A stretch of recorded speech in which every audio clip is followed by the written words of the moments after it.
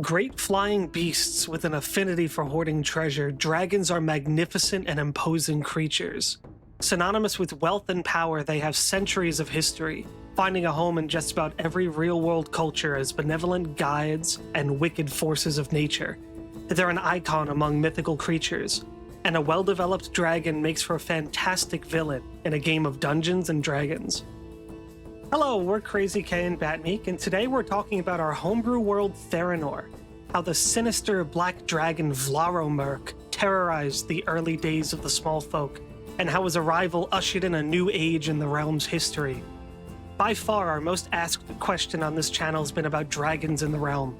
Are they present in Therenor? How are you going to reimagine them? Do they interact at all with giants? To be truthful, dragons didn't exist in our realm at first. It's a giant-centered world, and we didn't want to overshadow them with their sworn enemies from the Forgotten Realms. Nor did we want to reimagine every chromatic and metallic dragon. We thought they were already really well-done creatures. After much thought, though, I think we developed a meaningful way of introducing dragons in Therenor, while also keeping it thematic with the world and ensuring they don't steal the spotlight from giants. Just in time for Dragonweek, too, a week-long celebration where all your favorite tabletop YouTubers come together to talk all things dragon, put together by two wonderful TTRPG tubers, Ginny D and Pointy Hat. Just as a reminder, if you like giant-themed world-building content, give the channel a like and a subscribe, and take a look at our other videos. We've completely reimagined hill, stone, frost, and fire giants, and our latest post showcased 3 of the unique races in our setting.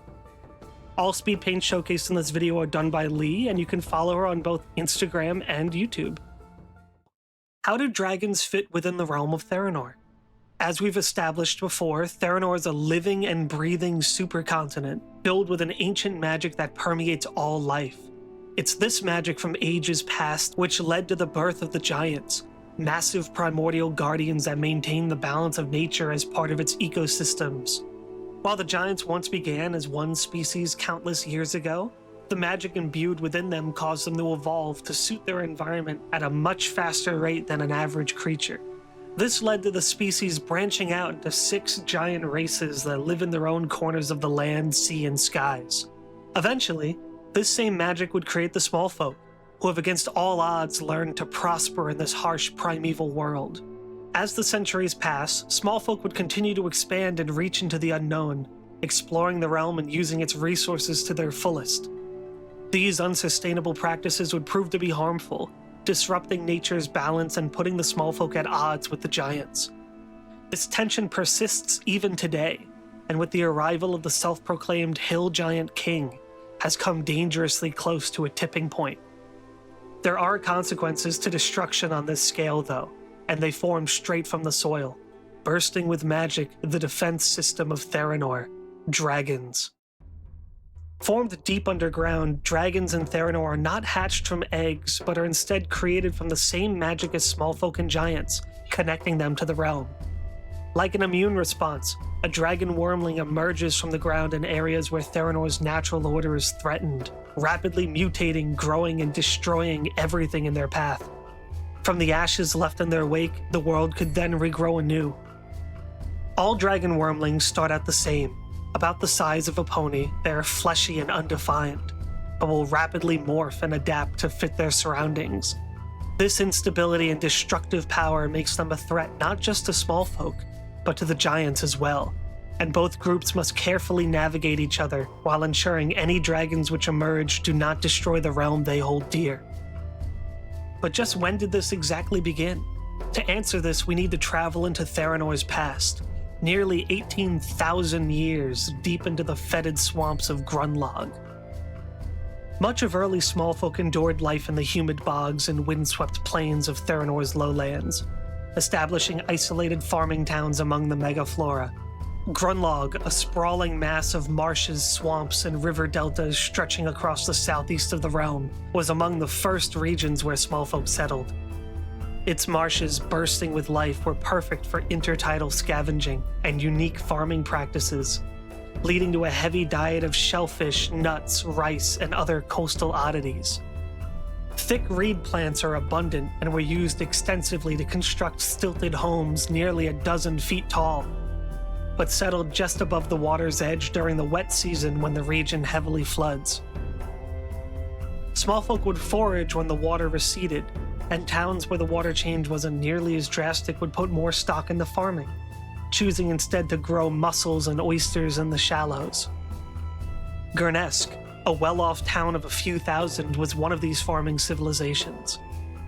Situated well out of the delta's flood zones, Gurnesk developed a healthy and thriving population through a mixture of agriculture and aquaculture, cultivating their own seafood and tending to fields of rice, berries, nuts, and dense greenery in open clearings within the marsh.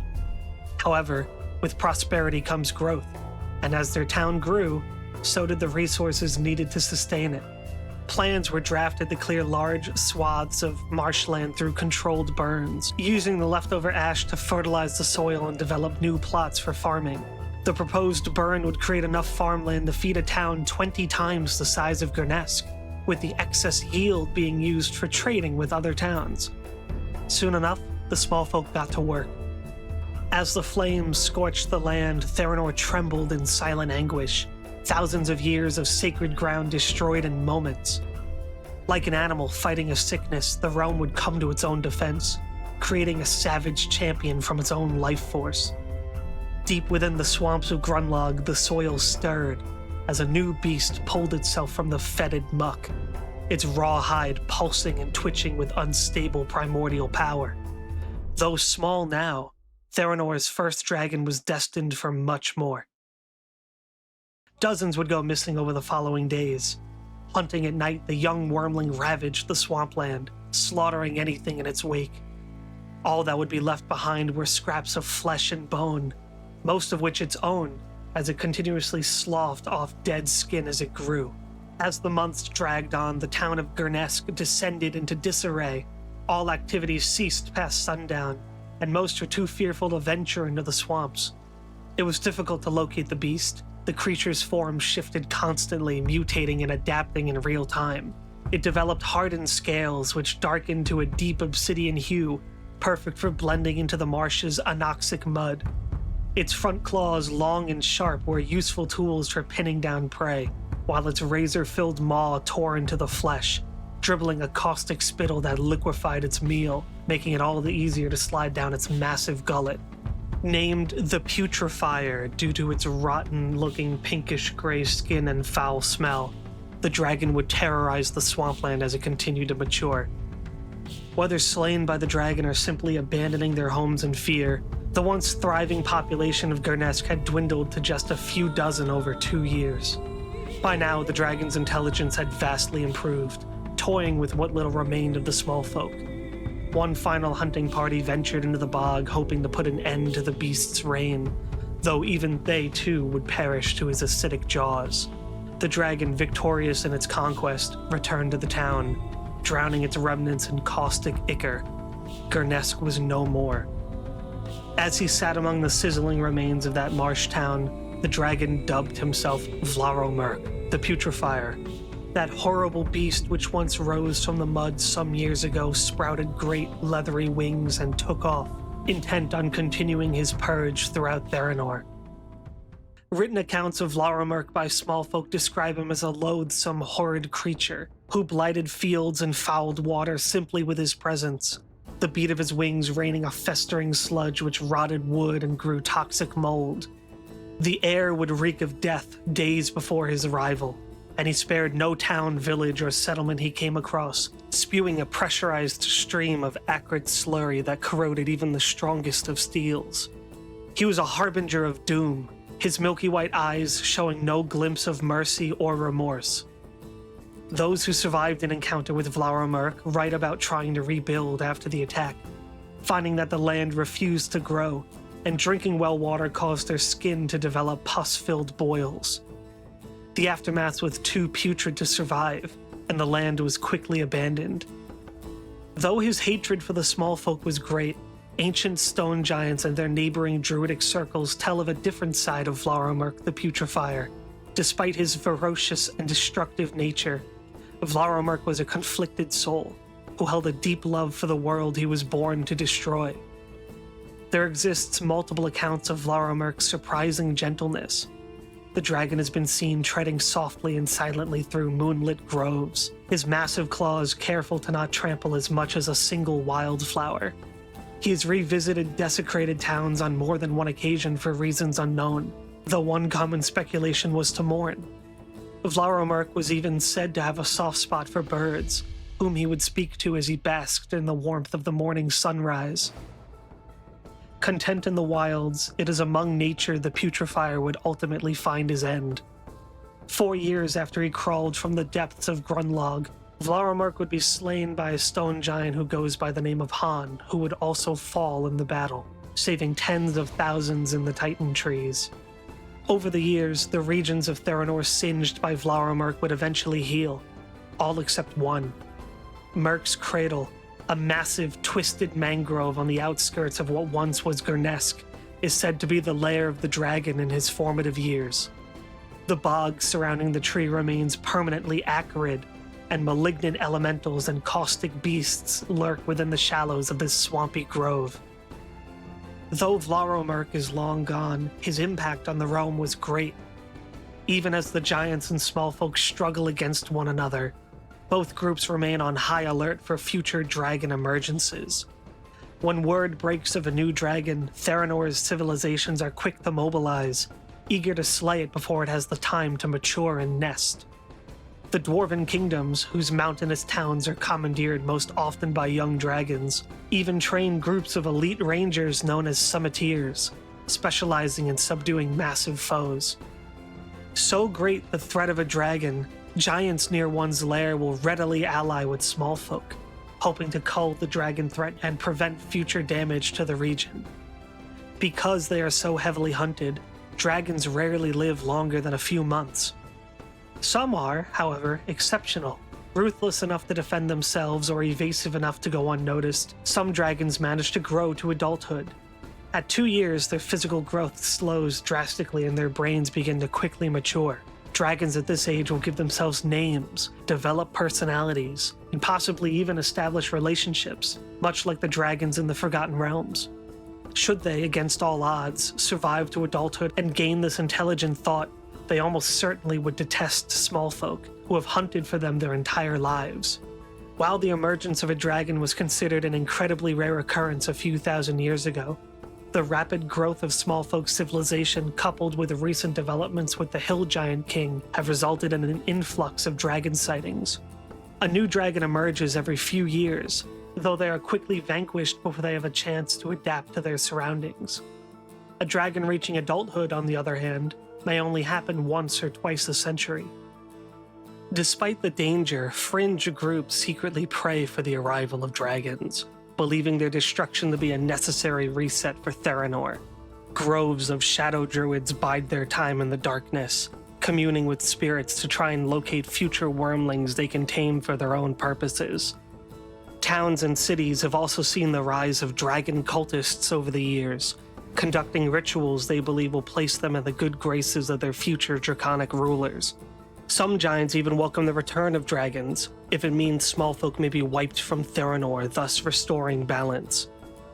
One of the more common beliefs among smallfolk is that the remnants of Vlauromyrk still exist after all these years. It is rumored that the dragon's bones were incapable of decay, rotting anything which dared to touch it, and they were collected and crafted into magic armaments. Supposedly, when enough of these Myrkian weapons are amassed, they can be used to summon a vestige of Vlauromyrk, who will rain blight upon the world once more.